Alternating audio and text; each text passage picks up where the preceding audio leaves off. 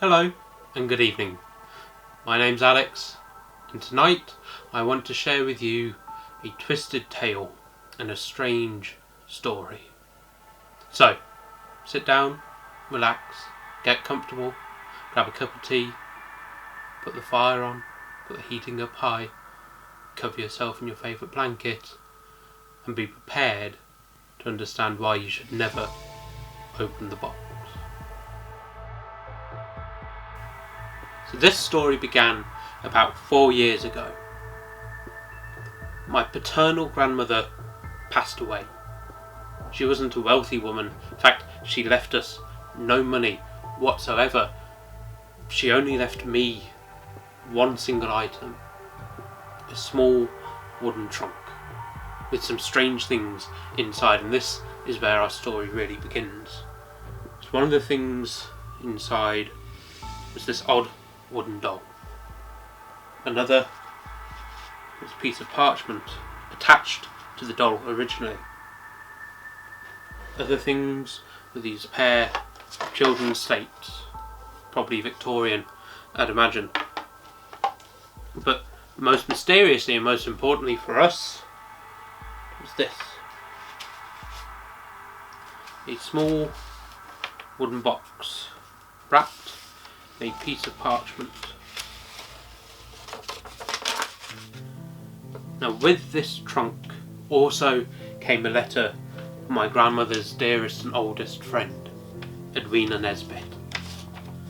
And I'll read a little bit out to you now. Dear Alexander, by now you'll have learnt of your grandmother's passing. My sincerest condolences. I know she left you very little in the way of inheritance to you or your sisters. She did, however, leave the trunk to you, and all the contents within it. As is the duty as the executor of her estate, I've listed the contents as the following. I won't bore you with that bit, to skip to the interesting part.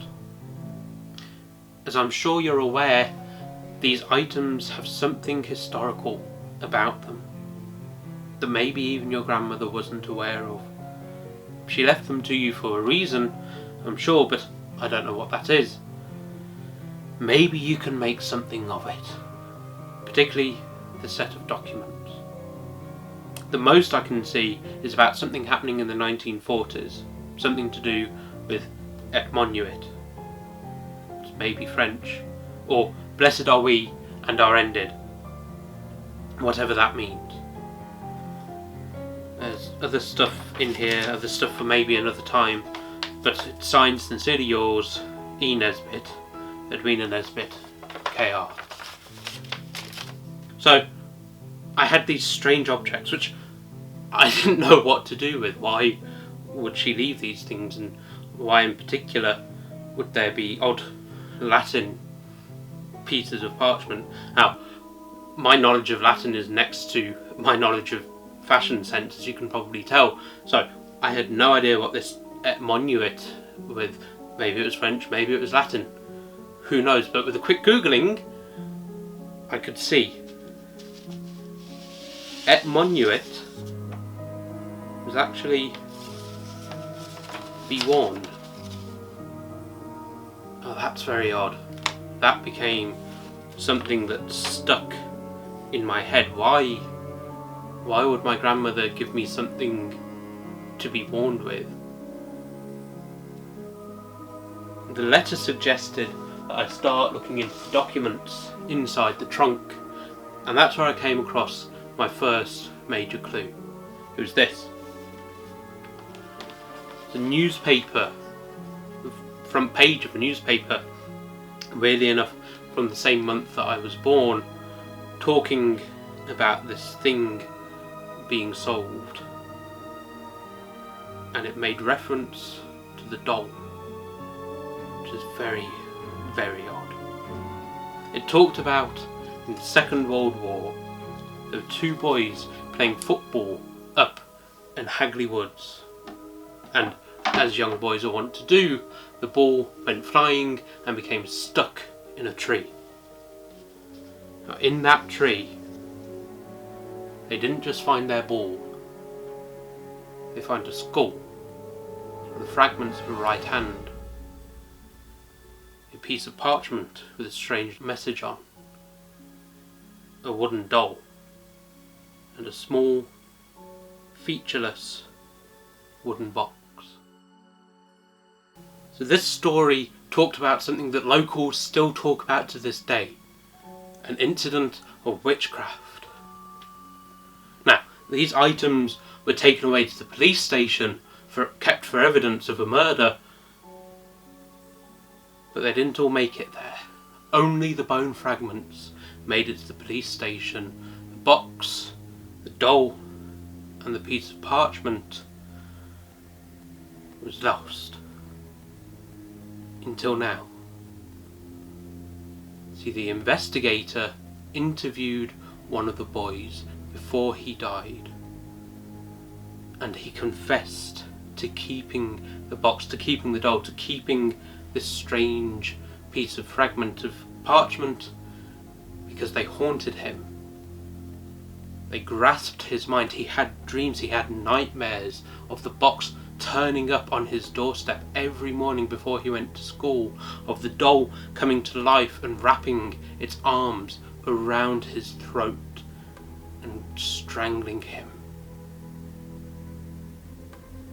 He was so terrified that to this day he wouldn't go near the box.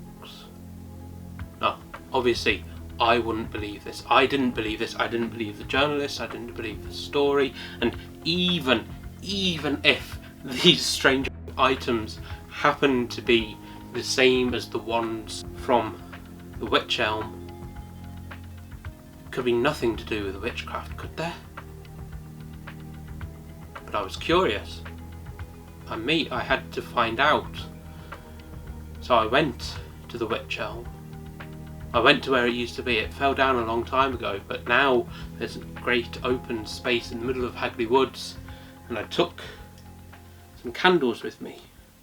So I lit the candles one by one.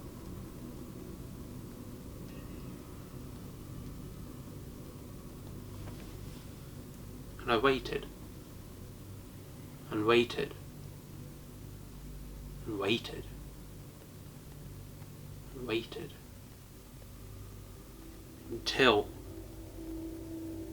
something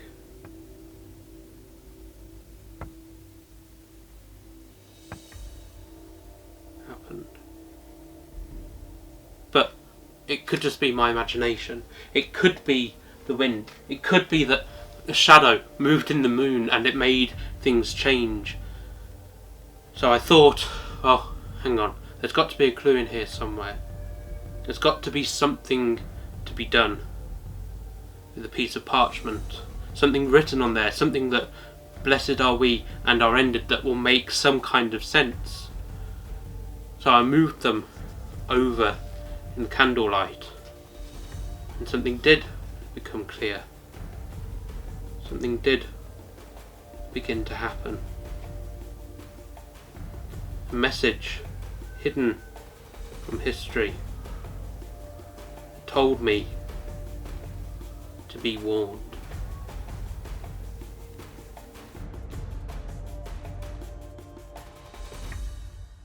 So by this point I was really freaking out.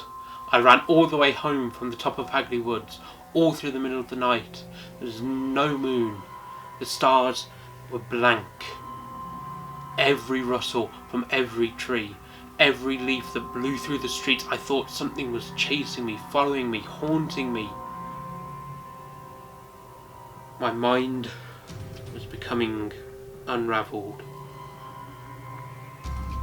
I tried to forget as much as I could about the box, about my grandmother, about everything that I had learned, about all the mystery, about the witch elm, about Hagley. But then, in the night, I knew something had broken. Something had gone severely, very, very wrong. Every night I tried to go to sleep, and every night the box returned to my dreams. Every night I tried to forget, and it turned up. The doll was there. The parchment was there. And a strange, haunted, restless little girl was there too. And I knew I had to do something about this. I knew I had to take all these ideas, all these haunted dreams, all this information and screw it up somewhere. I had to do the same with myself. I had to screw up my courage into a tiny little ball, and I had to return to the box one last time. I had to figure out, I had to mend myself, I had to do something, and when I came back to the box, it was as if nothing had happened. Somehow, it was exactly the way it was the entire time, and might still be at the rest of time. One last time, I went and found the box. I tried to run away from it, but it kept coming back and coming back and coming back. So I searched through the letters, I searched through the documents, I searched for anything to do with the box, to do with the doll, to do with the young girl. And I came across something from well over 100 years ago that talked about Catherine Kincaid. And she was the original owner of the box. And this is her. This is the only surviving photograph we have of Kitty Kincaid, which is odd because according to this letter by her mother, she was a very famous and well-known medium of the time. She could connect with the dead, she could communicate, she could harshen the boundaries between life and death and come up with strange messages, things that foretold of the future, warnings, enigmatic things.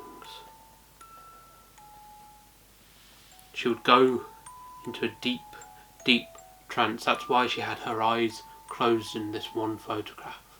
And she would take a pair of blank children's slates, much as you see here on these ones, and she would go into a deep, deep trance, and she would ask for the spirits holding the box, she would ask them to come forth, and she would go into this trance and with her left hand write the messages down. And stupid as it is, as ridiculous as it seems in hindsight, that's what I decided to do a year ago to this day, on Halloween, up in the Hagley Woods. I took the box, I took the doll, I took the slates, and I took the photograph with me. And I held them all together, and I asked Kitty, Kitty, if you're here, Kitty, can you show me a sign? Can you let me know what I should do with the box? Kitty, I'm desperate, please, I need your help. If you're here, the original owner of the box, you know what I should do. And whether it was the 3 weeks without sleep, whether again it was the moon or my mind playing trick on me, something began to happen with the slates. Something so utterly impossible that I need to show you what happened. I can't just tell you. You need to see for yourself. You need to see what happened with the slates, because before my very eyes a message began to appear there. It said, "Blessed are we and are ended. Do not open the box."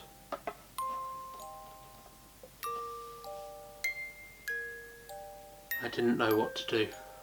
I still felt drawn towards the box, and I still do to this very day, to the point where I know that I want to open it. Even now, even sitting in front of me, the power is telling me to open the box. But when I do, and that power comes over me, something even stranger happens. Because I know there is something, there is someone there looking over my shoulder, looking directly at me, telling me to not open the box. After all this time, after all these strange happenings, you could almost fool yourself into thinking the box will open itself.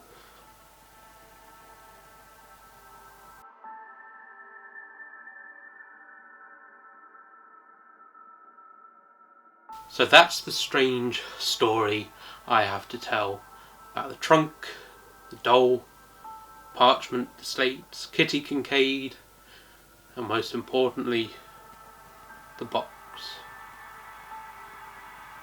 Now you know, now you've heard what I've had to say, now you've seen some of these things for yourself. The question you have to ask yourself: what would you do? Would you open the box?